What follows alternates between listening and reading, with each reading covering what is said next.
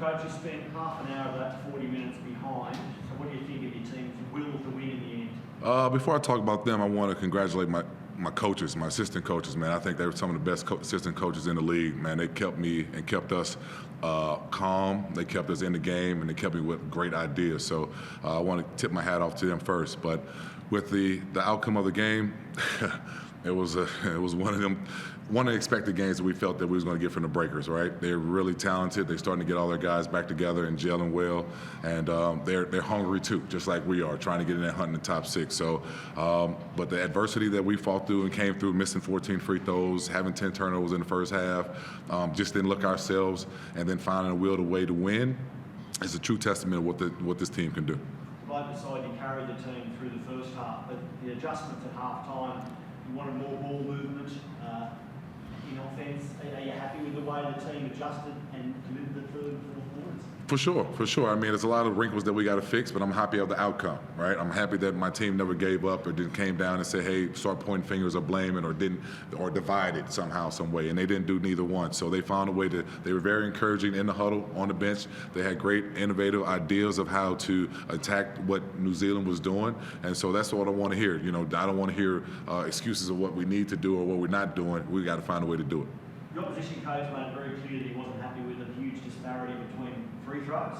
I noticed that you were frustrated at times with the officiating. Was it all one-way traffic, the frustration today at the whistle? Yeah, that's a tough question to ask because, you know, I don't know how that can go get me started. But, yeah, it was too inconsistent.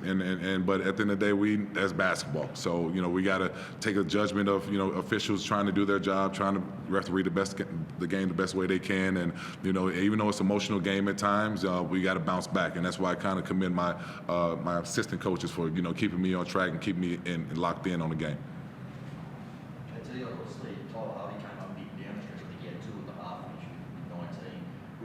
Is he carrying any niggles, or was there a reason he sort of sat so much in the first half, or was that just, you know, other guys coming in? It was other guys coming in, and then we had to try to find an adjustment there because we put Tyler at the 1 now, and, you know, New Zealand did a great job putting pressure on him and wearing him down, and Tyler's still trying to do what he does well, is scored the ball, and so it wasn't working for us in the beginning. So we gave him a different look with J-Rob, and we've seen that we can probably put both of them together because we still need Tyler to win this game. And so it was just trying to get our rhythm back with that second unit, and you know, when we started J-Rob in the second half with those two, it got our chemistry going better.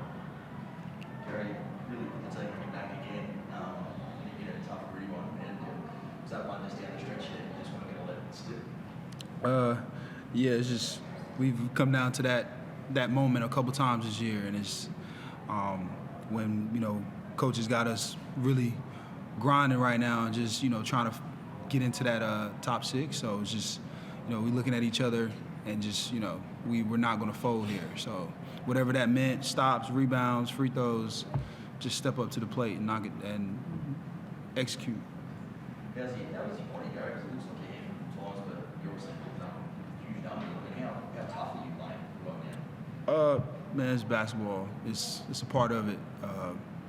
You know, everyone has nicks and dings at this point of the year. There's, you know, I could talk about a million things that I feel, a million things that Sam feels, and, you know, it's down the list. But, you know, it's just about winning. You know, nobody talks about the injury or the nick. They talk about the win or the loss. So at this point, it's just trying to find a will to win. Getting one at home too, you've been such a good road team through this run. It's wobbles. I asked Jake the other night, he said we might have to start playing empty gyms. Yeah, he said that the other day. We're staring down the barrel of 3 home losses in a row. You're not going to playing with that. How important was it to get over that hump here at home? It was huge because, you know, we look at our club and team from a whole, from the beginning to now. You know, we've had like spurts of success and, you know, road wins, big home wins, and just, you know, when are we going to be that consistent dog team every night that on the road or at home we handle business? And I think tonight is, you know, one of those games where, you know, it was, you know, stop playing with your food, handle business, and, you know, now everyone sees you as a contender, respect you, and that's just one of those wins tonight. Free throws is something spoken about as well. Maybe ones that mattered down the stretch, but I mean, what more can you do to address? There's probably a couple of games this year that you probably want free throws. Just keep reminding our guys that we can't keep going at that pace. You know, we lost the game by missing 12 plus free throws, and we were blessed to win this one missing 14 free throws, right? We just can't leave it, you know, we just can't do that. So we got to find a way to, you know, individually figure that out on your own. When you're up there, you got to knock 2 down and give ourselves a chance to win the games. And so that'll be a focus part at practice this next coming week. We'll try to put them in different scenarios, situations to challenge them more. But at the end of the day, these guys got to, you know, take it more up on them to, you know, be accountable. But at the end of the day, Davo hit 2 of the most most important free throws in the game. And, you know, he's been inconsistent in the lineup. So that shows the grit of this group, how they really want to win. So anybody comes up and step up at any time. Just last one, right? Was Lockie Ulrich didn't play a lot of time, but he ended up, I think, 9 4-0 boards, only 11 minutes. It's obviously super efficient. Yeah. Really might have gone unnoticed, but that really is what got you back close. It did. His energy. I mean, and that's what we love about Lucky, because he's always ready. And if you give him 1 or 2 things to do, and the third thing is that his effort is always going to be there. So he was locked in on that point. And when Sam had the 2 to 3 fouls and he had to get out, Lucky brought, you know, a couple offensive possessions that gave us life. And then we was able to get. He was probably part of that. 13 offensive boards that we got? 23 offensive boards. So he was a big piece of that, man. And we're happy to have him on our team. Got the result. It wasn't a perfect game, as these boys have said. But what are you and the boys going to build in general, not just with free throws, because there's a lot of points that you probably have to look at the Bullets game, because the Bullets will come hard and they have been the team that you haven't been able to beat so far. Yeah, none of these games going to be pretty, not especially right now in this grind. Everybody has similar records and trying to get to the play-in spot. But when we just find a will to way to win, you know, we'll take it however we can. I think that, you know, what we'll just focus on a lot of the things that Mitch said, making free throws. We got to take care of the ball in certain situations, and then, you know, as long as we are willing to fight for 40 minutes, I think that we give ourselves a chance any time. So I don't want to overload these guys with new things to do in practice or to think about. It's just something to touch up on some of the same things that kind of be hindering us during the season to tighten up. Has fatigue been an issue? Noticed, like, for example, you came from the West, you came here, and now you got a game on Saturday?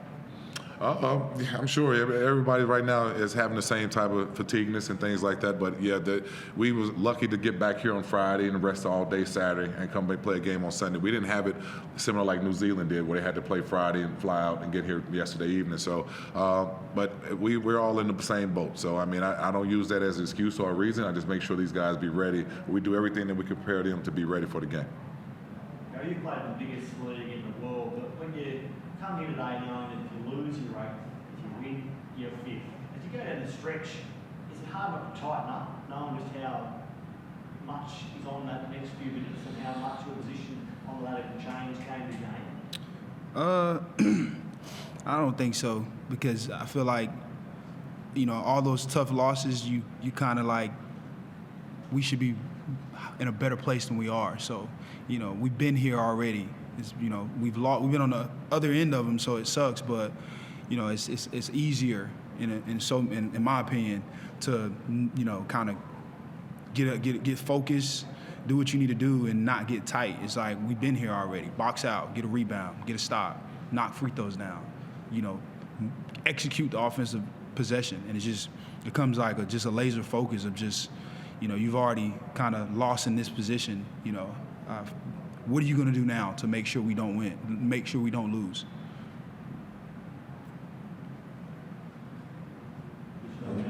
Good. Thank you. Thank you, man.